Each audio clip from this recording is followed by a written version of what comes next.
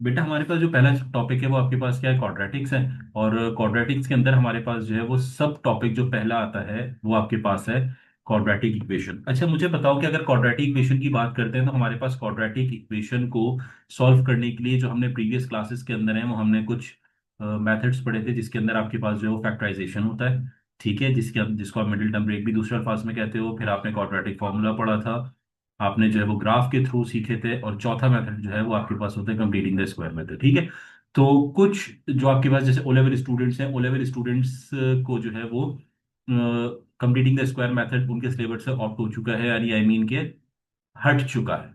ठीक है, नहीं इंक्लूड उसके अंदर, तो ऑब्सलीट हो चुका है। लेकिन अगर बात की जाती है आपके पास आईजीसीएसई की, आप आईजीसीएसई के हो तो आईजीसीएसई के अंदर हमारे पास जो है वो कंप्लीटिंग द स्क्वायर मेथड जो है वो पढ़ाया गया था।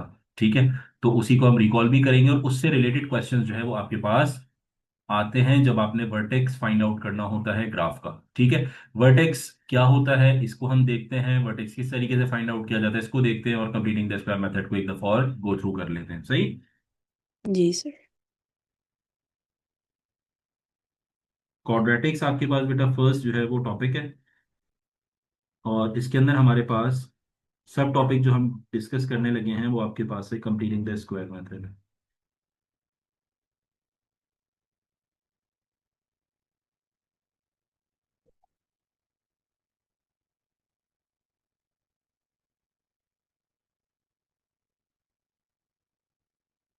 अच्छा जी, अब आपके पास आ जाते हैं सबसे पहले क्वाड्रेटिक इक्वेशन आपके पास होती क्या है।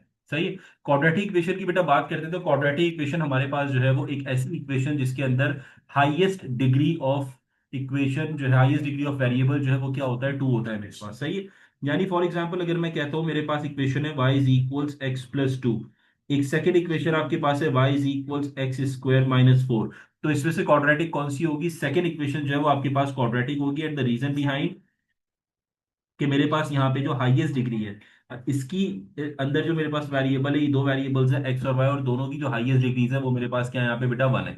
सही है, लेकिन अगर बात करते हैं यहाँ पे सेकंड इक्वेशन की तो ये क्वाड्रेटिक नहीं कहलाता, ये कहलाता है लीनियर इक्वेशन। सही है, if you talk about the second one तो सेकंड के अंदर आपके पास एक्स स्क्वायर जो है वो यहाँ पे नजर आ रहा है, तो इसका मतलब वेरिएबल की हाईएस्ट पावर मेरे पास क्या है यहाँ पे टू है। इसका मतलब ये इक्वेशन क्या है मेरे पास, क्वाड्रेटिक इक्वेशन है। सही है, क्वाड्रेटिक जी इक्वेशन को सर। सॉल्व करने के लिए हमने completing the square method detail में डिस्कस करना है, उसको पढ़ना है। सही है, उसके अंदर हम जो है वो सबसे पहले तो ये सीखते हैं कि आपके पास इक्वेशन को लिखने के, क्वाड्रेटिक इक्वेशन को लिखने के कुछ तरीके होते हैं। सही है, फॉर एग्जांपल आपके पास एक क्वेश्चन आपके पास आता है y is equals x square minus five x plus six.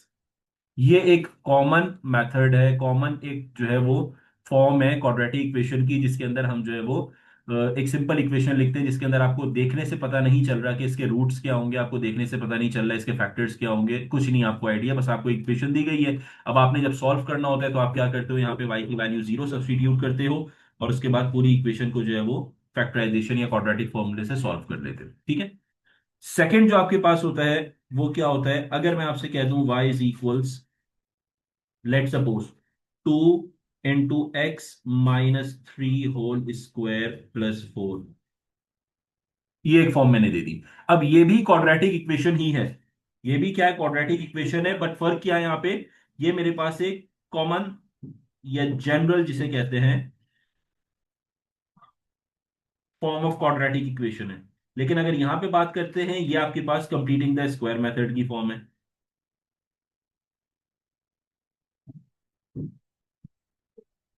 ठीक है, अब आपके पास जो थर्ड टाइप होती है वो आपके पास क्या है, in the form of roots अगर क्वेश्चन आते हैं, जैसे फॉर एग्जांपल वो कहता है two into x plus three, और ये आपके पास आ गया एक्स माइनस वन, तो ये क्या है, रूट्स की फॉर्म है आपके पास।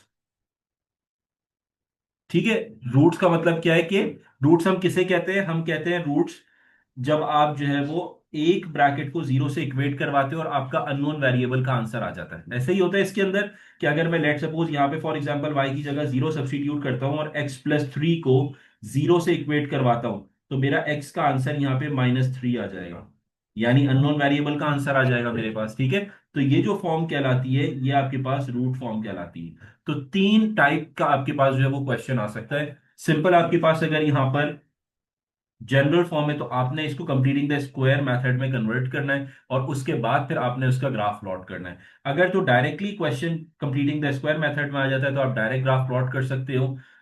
थर्ड आपके पास रूट्स फॉर्म में आता है तो भी आप डायरेक्ट ग्राफ प्लॉट कर सकते हो इसके अंदर, सही है। अब बात कर लेते हैं हमारे पास, अगर मेरे पास एक जनरल फॉर्म आती है, ठीक है, सबसे पहले तो हम इस चीज को डिस्कस करते हैं कि ग्राफ प्लॉट किस तरीके से किया जाता है। फॉर एग्जांपल अगर मैं कहता हूं मेरे पास एक जनरल फॉर्म आई है कंप्लीटिंग द स्क्वायर मेथड की,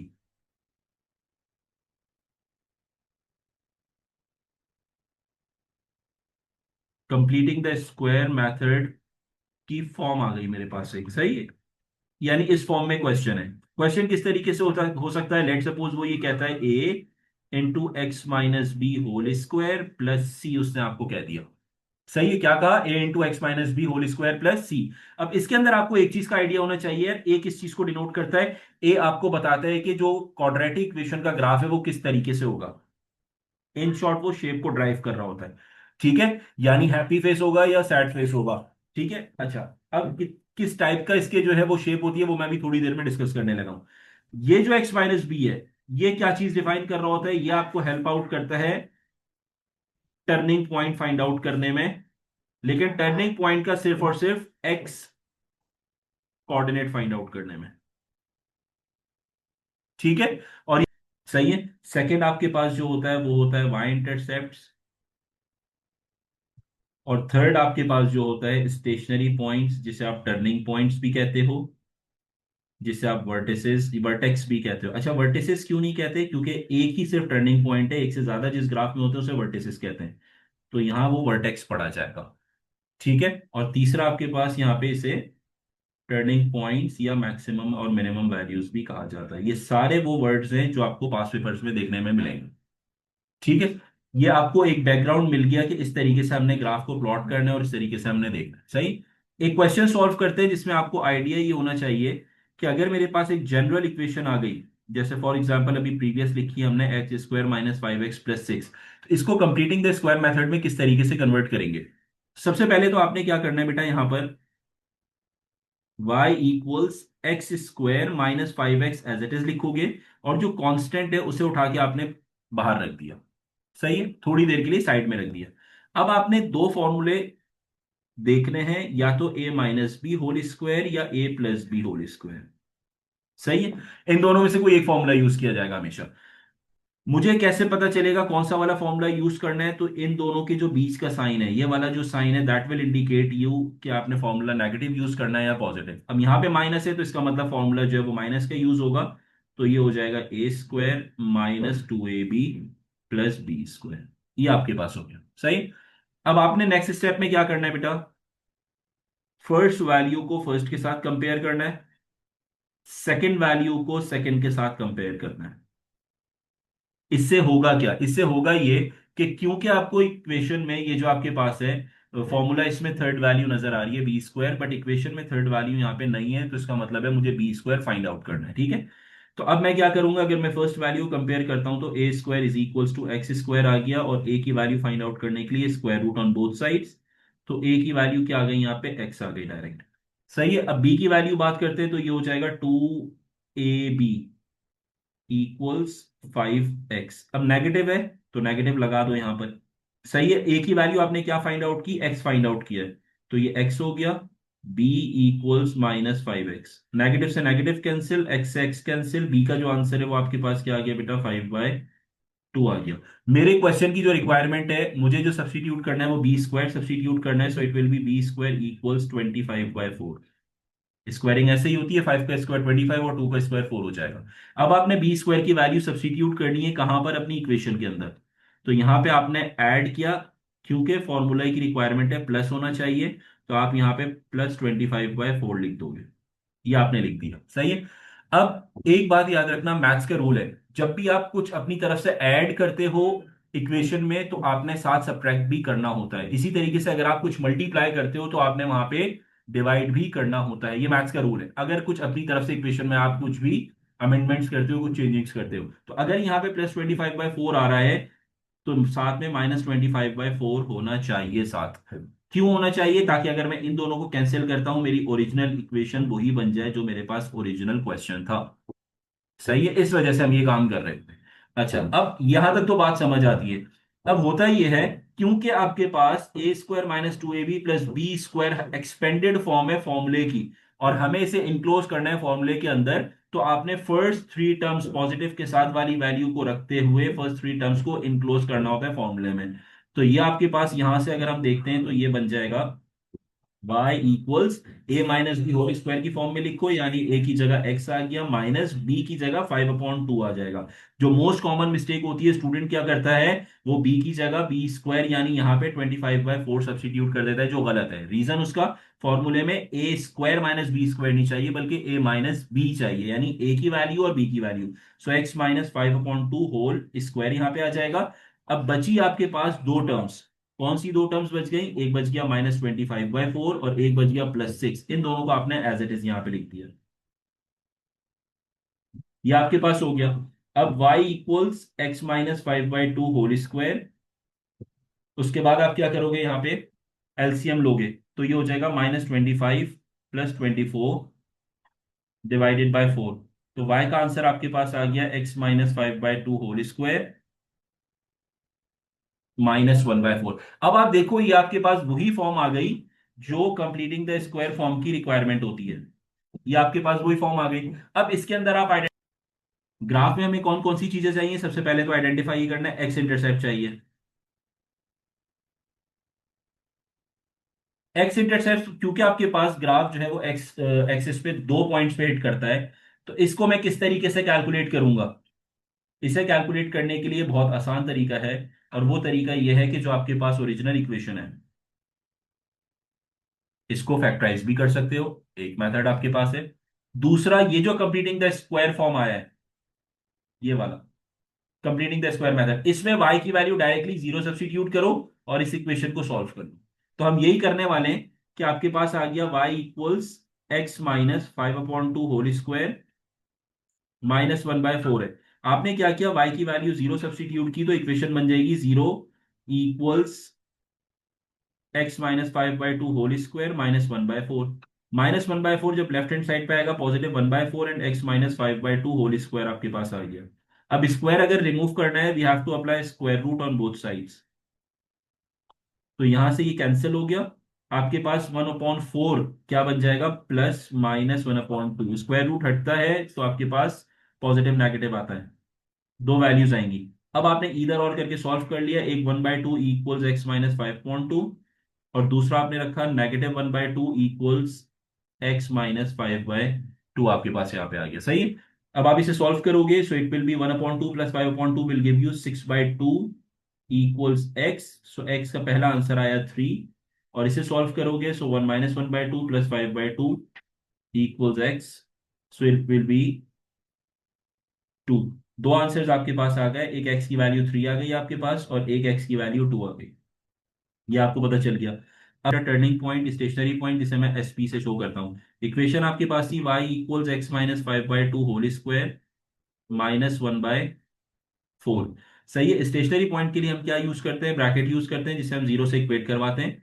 तो ये क्या हो जाएगा आपके पास, x - 5/2 इक्वल 0, तो x की वैल्यू तो पता चल गई 5/2 विच इज 2.5। ठीक है, ये बात भी क्लियर हो गया। सही है। अच्छा, अब इसके अंदर आप क्या करते हो, अगर हम इसकी बात करते हैं, ये आपके पास क्या हो जाएगा, इसे सब्स्टिट्यूट करोगे तो आपके पास आंसर क्या आएगा, y equals 5/2 -5/2 whole square -1/4। Cancel हो गया, y का आंसर आपके पास आ गया -1/4। जी सर। ये मेरे पास वर्टेक्स है, ये पॉइंट वर्टेक्स है। इस वर्टेक्स पे डेफिनेटली x पे भी हिट कर रहा होगा और y पे भी हिट कर रहा होगा, करेक्ट? यस।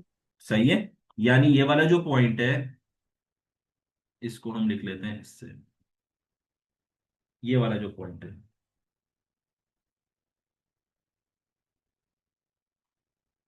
ये आपके पास कोई ना कोई x पे वैल्यू दे रहा होगा, और ये आपके पास कोई ना कोई वाई पे वैल्यू दे रहा होगा, दो वैल्यूज आएंगी ना डेफिनेटली, जिसे आप कोऑर्डिनेट कहते हो इन शॉर्ट। तो टर्निंग पॉइंट के भी कोऑर्डिनेट होंगे, एक एक्स की वैल्यू होगी, एक वाई की वैल्यू होगी। तो वो यहां हमने कैलकुलेट कर ली किस तरीके से, ये देखो, ये आपने कैलकुलेट कर लिया, एक्स इंटरसेप्ट निकाल लिया, उसके बाद आपने यहाँ पे स्टेशनरी पॉइंट कैलकुलेट कर लिया लाइक दिस। ये आपने स्टेशनरी पॉइंट निकाला सबसे पहले कि एक्स की, ये जो आपके पास ब्रैकेट था इसे जीरो से इक्वेट करवाया, एक्स का आंसर आया, वापस उठा के सब्स्टिट्यूट किया, ये पूरा पार्ट जीरो हो गया। जब ये पार्ट जीरो हो गया, वाई इंटरसेप्ट की वैल्यू पता चल गई, -1/4 आ गई, यानी टर्निंग पॉइंट ऑफ वाई पता चल गया मुझे। सही है। अब इसके अंदर एक चीज आपके पास है, वाई इंटरसेप्ट। वाई इंटरसेप्ट के अंदर अगर मैं एक चीज आइडेंटिफाई करता हूं, तो जो ओरिजिनल इक्वेशन थी वो क्या थी आपके पास? ओरिजिनल इक्वेशन थी y is equals x square -5x + 6। मेरा एक क्वेश्चन है, और वो क्वेश्चन मेरे पास ये है कि अगर मैं सिंपल ग्राफ को थोड़ी देर के लिए जज करता हूं, ये मेरे पास ग्राफ है, ग्राफ में एक चीज मुझे देख के बताना कि अगर मेरे पास यहाँ पे एक्स एक्सिस पे ये दो पॉइंट हिट करते हैं तो यहाँ y की वैल्यू क्या होती है? जीरो होती जीरो। है। करेक्ट। अगर y एक्सिस पे हिट कर रहा होगा तो यहाँ x की वैल्यू क्या होगी? जीरो। करेक्ट। ठीक है, ये आपको आइडिया है। अब आगे चलते हैं चीज को लेके। इक्वेशन आपके पास क्या थी? ये इक्वेशन थी x² - 5x + 6। इसको जरा देखो यहां पे, जब मैं इक्वेशन लिखता हूं तो मैं क्या करूंगा, y इंटरसेप्ट के लिए x की वैल्यूज जीरो सब्स्टिट्यूट कर दूंगा। तो मेरे पास क्या बनेगा, y इक्वल्स एक्स जीरो -5 × 0 + 6। तो y का जो आंसर है वो मेरे पास क्या आ गया, 6 आ गया। ये मेरे पास क्या हो गई बेटा, वाई इंटरसेप्ट की वैल्यू हो गई।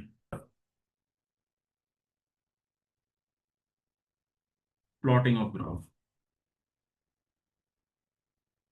अच्छा, अब आपके पास यहाँ पे वैल्यूज अगर हम नोट डाउन करें, सबसे पहले एक्स इंटरसेप्ट के दो आंसर आए।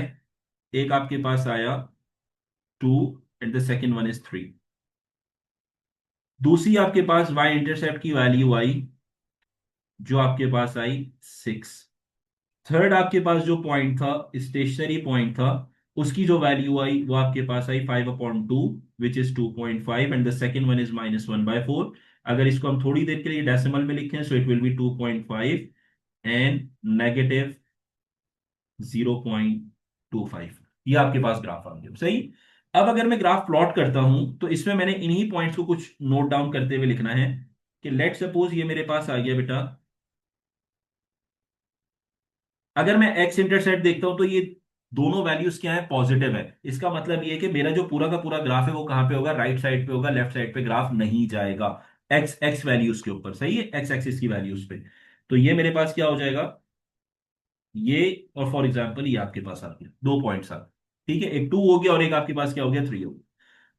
अच्छा, अब अगर y इंटरसेप्ट पे हिट कर रहा है, यानी y एक्सिस पे हिट कर रहा है, तो किस पे कर रहा है, पॉजिटिव वैल्यू पे हिट कर रहा है, यानी ऊपर की तरफ आएगा। कहीं भी आ सकता है ऊपर की तरफ, फॉर एग्जाम्पल आएगा ग्राफ, लेट सपोज इस पॉइंट पे ग्राफ आ गया।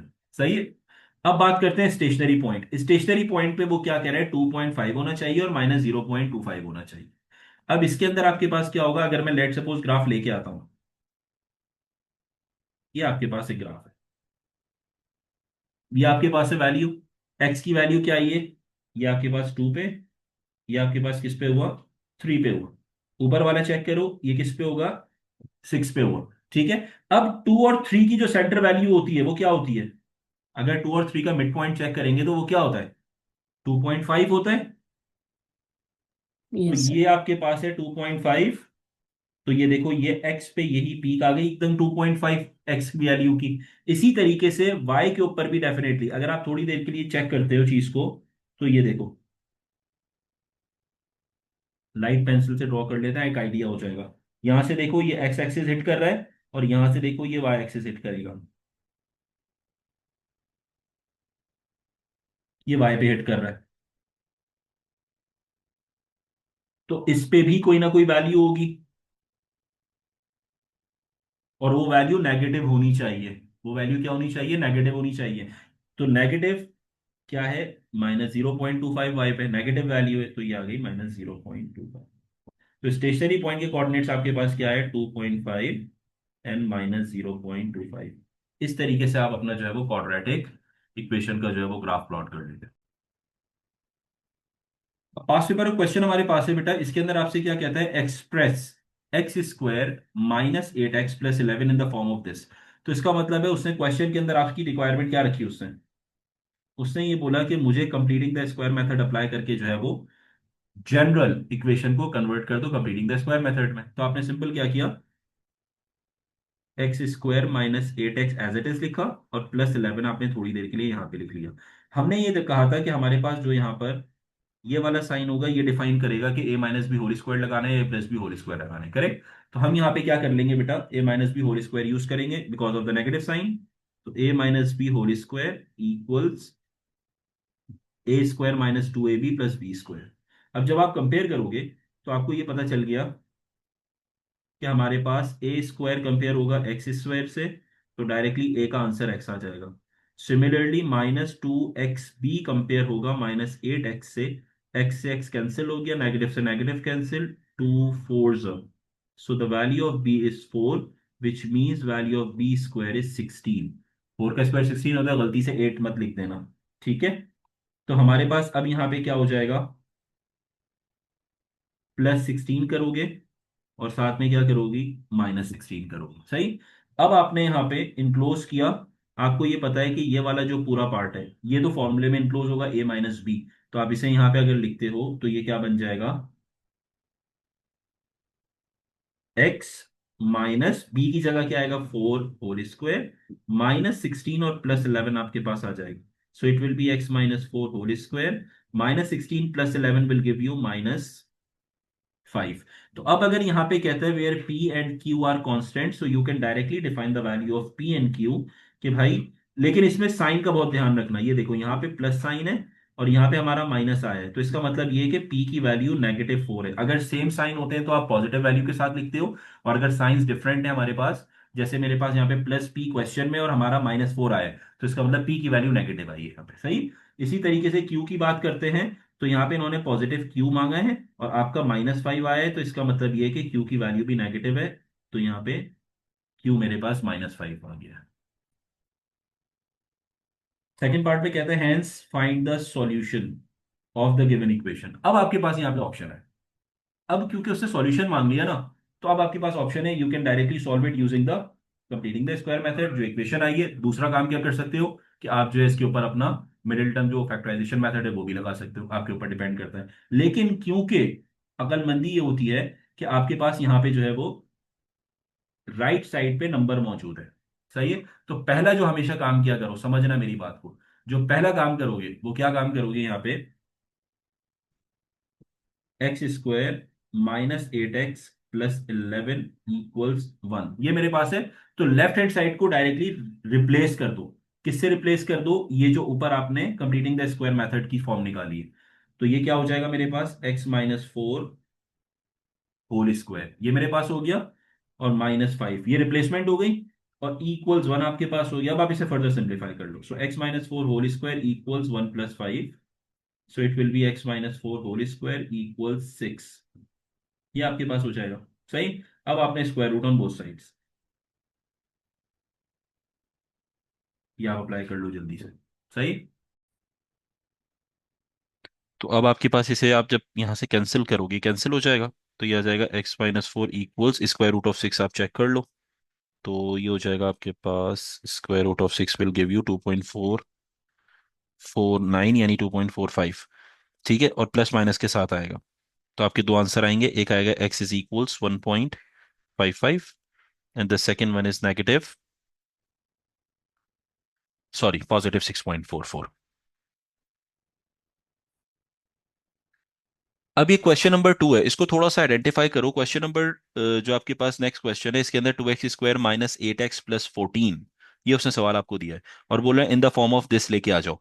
तो इसके अंदर सबसे पहला काम क्या करोगे, अभी जो प्रीवियस क्वेश्चन आपने देखा है इसके अंदर हमारे पास यहाँ पे इस क्वेश्चन के अंदर आप देखो, जो x था, एक्स स्क्वायर था, इसका जो कोफिशिएंट था वो यहाँ पे 1 था। लेकिन अगर यहाँ पे देखते हो तो इसका जो कोफिशिएंट है वो आपके पास क्या है, 2x स्क्वायर है, सही है। जब भी इस टाइप का सिनेरियो आता है कि जब कोफिशिएंट 1 नहीं होता, तो आप सबसे पहला जो काम करते हो ना, वो आप क्या करते हो, यहाँ से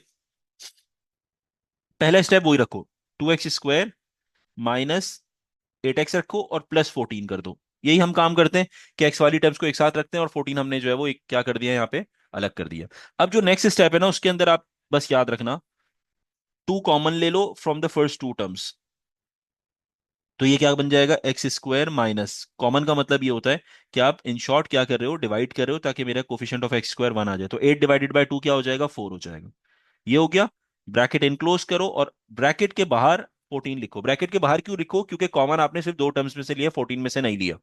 ठीक है, ये आपके पास हो जाएगा। अब नेक्स्ट स्टेप आपके पास क्या है, you have to apply the formula. यहां से वही प्रोसीजर आपने यूज करना है, वही फॉर्मूला यूज करना है। a - b यूज करोगे, so a - b whole square equals a² - 2ab + b²। ये आपके पास हो गया। अब आपने क्या किया यहां पर, a² इक्वल्स x², तो अंडर रूट लगाओगे तो a की वैल्यू x आ जाएगी। Then you have -2xb equals -4x। X x cancel हो गया, नेगेटिव से नेगेटिव कैंसिल, तो b का आंसर यहाँ पे 2 आ जाएगा। तो इसका मतलब है b का आंसर, b² का आंसर यहाँ पे क्या हो जाएगा, 4 हो जाएगा। तो 4 आपने ऐड और सब्ट्रैक्ट करना है अपनी इक्वेशन में। तो आप यहाँ पे क्या करोगे, +4 और -4 आपने कर दिया। अब आपके पास यहाँ पे जो फर्स्ट 3 टर्म्स हैं पॉजिटिव के साथ हमेशा लोगे, ये इनक्लोज हो जाएगा ब्रैकेट में। तो ये आपके पास बन जाएगा यहां से ऑनवर्ड, 2 बाहर ऐसे ही रहेगा और x - 2 यानी a - b होल स्क्वायर का ब्रैकेट बन गया। ये काम हो गया। उसके बाद आप एक चीज आइडेंटिफाई अगर करते हो, यहां से हमारे पास ये 2 जो है, ये वाला 2, ये किससे मल्टीप्लाई हो रहा है, क्योंकि ब्रैकेट पूरा है ना, तो ये वाला 2 इस -4 से भी तो मल्टीप्लाई होगा। जी ठीक है, जी। तो ये मेरे पास यहाँ पे क्या हो जाएगा, -8। ये इग्नोर कर देते हैं मोस्टली स्टूडेंट्स, भूल जाते हैं, वो सिर्फ इस 2 को ब्रैकेट में लिख के भूल जाते हैं कि भाई -4 के साथ भी मल्टीप्लाई होगा 2। तो -8 हो गया और फिर आपके पास यहाँ पे +14 आउटसाइड ऑफ द ब्रैकेट था। तो ये बनेगा 2 × x - 2 होल स्क्वायर और -8 + 14 विल गिव यू +6। तो आप देखो यहां पर a की वैल्यू अगर और b की वैल्यू देखते हो, तो आप यहाँ पे देखो -a² है, तो यहाँ पे -2² है, तो इसका मतलब a की वैल्यू पॉजिटिव ही लोगे यानी 2, और b की वैल्यू आइडेंटिफाई करते हो तो पॉजिटिव b है, और यहाँ पे भी 6 पॉजिटिव है, तो इसका मतलब ये है यानी सेम साइंस है, तो b की वैल्यू 6 आ जाएगी। तो आपको दोनों आंसर्स पता चल गए, a = 2 एंड b = 6। ये आपके आंसर हो जाएंगे। अब क्वेश्चन के अंदर जिस तरह अभी हमने पास पेपर क्वेश्चन में देखा, how to find out exact number of solution हमने गो थ्रू करना है कि किस तरीके से कैलकुलेट करेंगे, तो ये आपको पता चलता है अपने ग्राफ के थ्रू। सही है, सबसे पहला काम, लेट सपोज अगर मैं बात करता हूँ, यहाँ पे हम ग्राफ प्लॉट करते हैं कुछ इस तरीके से, ये आपका ग्राफ है और आपका फॉर एग्जाम्पल यहाँ पे हैप्पी फेस है जो इस तरीके से यहाँ पे बन गया, ये आपके पास आ गया समथिंग लाइक दिस, ये आपके पास हैप्पी फेस हो गया। अब आपसे क्वेश्चन किस तरीके से आता है, फॉर एग्जाम्पल वो आपसे कहता है find exactly one solution of the given equation. अब क्योंकि इक्वेशन का ग्राफ आप प्लॉट कर चुके हो, तो ग्राफ के थ्रू आपने सॉल्यूशन बताने के एक है, दो हैं, तीन है, कितने। कभी कभार वो ये आपसे बोल देता है कि आपने जो है वो क्या करना है, number of solution most common है, जैसे आपके पास वो कहता है फाइंड एग्जैक्टली वन सॉल्यूशन, इस टाइप का सवाल देगा, तो ये कह सकता है फाइंड एग्जैक्टली टू सॉल्यूशंस, ये भी कह सकता है। और तीसरा जो सवाल है वो थोड़ा सा हटके आ सकता है कि find exact solution on x axis. अब इस टाइप का क्वेश्चन आ गया, स्टूडेंट ने ये पढ़ा नहीं, स्टूडेंट कंफ्यूज होगा। सही है, तो सबसे पहले आपने आइडेंटिफाई करना है भाई, फाइंड एग्जैक्टली वन सॉल्यूशन, एक सॉल्यूशन कहां पर आएगा। देखो, जब भी number of solution find out करना होता है ना, तो आपने क्या करना है, कुछ हॉरिजॉन्टल लाइंस ड्रॉ करनी है ग्राफ को, जो ग्राफ को क्रॉस करते हुए जा रही हूं। जैसे फॉर एग्जांपल आपने यहाँ पे हॉरिजॉन्टल एक लाइन ड्रॉ कर दी लाइक दिस, ये कुछ हॉरिजॉन्टल लाइंस आपने ड्रॉ कर दी, और एक लाइन हमेशा वर्टेक्स पे ड्रॉ किया करो लाइक दिस, ऐसे जो वर्टेक्स को भी हिट कर रहा हो। सही है, लाइक दिस। अब उसने क्वेश्चन के अंदर उसने क्या मांगा, find exactly one solution. One solution का मतलब यह है कि वो आपसे ये कह रहा है कि ग्राफ पर जो हॉरिजॉन्टल लाइन है कितनी दफा हिट कर रही है। सही है, तो वन का मतलब है वो आपसे कह रहा है कि एक ही दफा हिट करनी चाहिए, सिंगल हिट। सही है, यानी ग्राफ पर कितनी दफा हिट करनी चाहिए, सिंगल दफा हिट करनी चाहिए। तो कौन सा ऐसा पॉइंट है जिस पे मेरे पास जो है वो सिंगल दफा हिट कर रही है, यानी एक सॉल्यूशन दे रहा है, वो सिर्फ ये वाला पॉइंट है।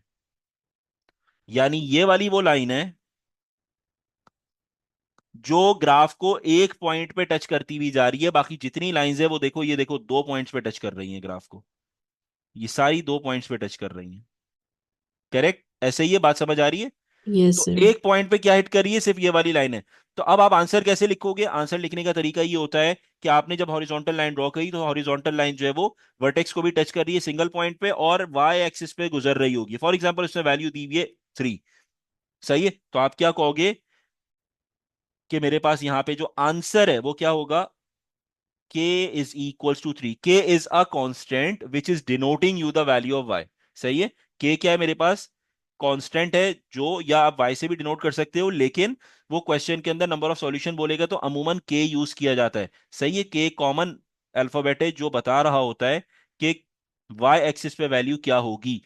तो k इज इक्वल्स टू 3 मेरे पास है यहाँ पे। सही।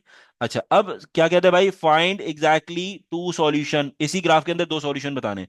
अब अगर मैं ग्राफ पे जितनी लाइन ड्रॉ करता हूं, ग्रीन वाली लाइन सारी देखो, जितनी लाइंस ड्रॉ कर रहा हूं वो सब पे दो सॉल्यूशन दे रहा है। बात समझ आती है। अगर मैं इस ग्राफ को इनहेंस कर देता हूं ऊपर की तरफ लाइक दिस, कितना भी ऊपर ले जाऊं ऐसे, तो तब भी आप लाइंस ड्रॉ करोगे तो भी जो है वो क्या कर रहा है, दो सॉल्यूशंस दे रहा है मुझे। कहीं तीन सॉल्यूशन नहीं जा रहा, या इसके अलावा कहीं एक सॉल्यूशन नहीं आ रहा। तो इसका मतलब है मुझे एक चीज ये पता चली कि जब मैं y की वैल्यू 3 से ऊपर जाता हूं, नीचे तो कुछ है ही नहीं ग्राफ में, ऊपर जाता हूं, तो मेरी जो है वो नंबर ऑफ सॉल्यूशन एग्जैक्टली दो ही होंगे, ना तीन हो रहा है, ना चार हो रहा है, ना वन आ रहा है। तो अब आप इसका आंसर कैसे लिखोगे, इसका आंसर लिखने का तरीका थोड़ा सा चेंज है। क्योंकि आपको ये तो पता है कि मिनिमम लिमिट क्या है, 3 है, और वैल्यू इससे ऊपर ही जा रही है, बढ़ रही है, लेकिन ऊपर कहां तक जा रही है, कैन यू डिफाइन, बता सकती हो कि कहां पे जाके रुक जाएगी, नहीं पता। अगर कोई स्टूडेंट कहता है सर मैं ग्राफ इतना ऊपर ले जाता हूं, तो आप वैल्यूज जो है ऊपर की तरफ भी मार्क कर सकते हो। तो अप टिल इन्फिनिटी जा रहा है। सही है, तो अब आप इसे कैसे लिखोगे, आप लिखोगे एग्जैक्टली टू सॉल्यूशन है, तो वो कह रहा है भाई के की वैल्यू ग्रेटर देन 3 होनी चाहिए। अब ग्रेटर के साथ इक्वल नहीं लगा सकते, रीजन, कुछ स्टूडेंट क्या गलती करते हैं, इक्वल लगा देते हैं। तो वो ये कह रहे हैं कि भाई 3 पे भी 2 आ रहा है और इससे ऊपर भी सारी वैल्यूज 2 सॉल्यूशन दे रही हैं। तो यहां स्टेटमेंट गलत हो गई। रीजन उसका ये है कि यहाँ पे 3 पे तो खाली एक वैल्यू पे, एक जो है वो पॉइंट पे टच कर रहा है जो वन सॉल्यूशन दे रहा है। तो ये कैसे पॉसिबल है कि एक हॉरिजॉन्टल लाइन जो है वो वन सॉल्यूशन भी दे और दो टू सॉल्यूशंस भी दे, ऐसा तो पॉसिबल नहीं हो सकता। ठीक है, इस वजह से आपने क्या करना है के इज ग्रेटर देन 3 लिखना है। इसका मतलब ये है भाई, 3 से ऊपर अगर मैं 3.01 भी लेता हूं, या 3.001 लेता हूं, 3.1 लेता हूं, 4 5 6 कुछ भी लेता हूं, इस पे मेरा ग्राफ जो है वो हमेशा दो सॉल्यूशंस देगा। तो आप ये देख सकते हो, ये देखो दो सॉल्यूशंस दे रहा है। दो सॉल्यूशन का मतलब है हॉरिजॉन्टल लाइन कितनी दफा हिट कर रही है, दो दफा हिट कर रही है। ये चेक करो, ये देखो दो दफा हिट कर रही है सारी, लाइक दिस। तो इस तरीके से आप क्या कर रहे होते हो बेटा, अपने नंबर ऑफ सॉल्यूशंस को डिफाइन करते हो। ठीक है, कितने नंबर ऑफ सॉल्यूशंस हैं। अब थर्ड पार्ट में क्या कहता है, find exact solution on y on x axis. X axis पे कितने नंबर ऑफ सॉल्यूशन दे रहा है। अब उसने ये नहीं बताया भाई दो दे रहा है, तीन दे रहा है, पूछा नहीं है उसने, ये बोला कि एक्स एक्सिस पे कितने सॉल्यूशन दे रहा है। तो आपने ये आइडेंटिफाई किया यार, ये एक्स एक्सिस था मेरे पास, इसको हम थोड़ा सा इनहेंस कर देते हैं ताकि नजर आए। ये एक्स एक्सिस था, इस एक्स एक्सिस के ऊपर ग्राफ ने कितने सॉल्यूशन दिए, तो आप आइडेंटिफाई कर लो, कोई मसले वाली बात नहीं है। ये देखो, एक आपके पास ये रहा, ये वाला, एक ये वाला पॉइंट है जो एक्स एक्सिस पे आ रहा है, और एक ये वाला पॉइंट है जो एक्स एक्सिस पे, यानी ग्राफ दो जगहों पे एक्स एक्सिस पे हिट कर रहा है। तो दो सॉल्यूशन जो है वो मुझे दे रहा है। तो यहाँ पे आप लिख दोगे two solutions, number of solutions उसने मांगे थे आपसे, तो एग्जैक्टली दो सॉल्यूशन एक्स एक्सिस पे वो दे रहा है आपको।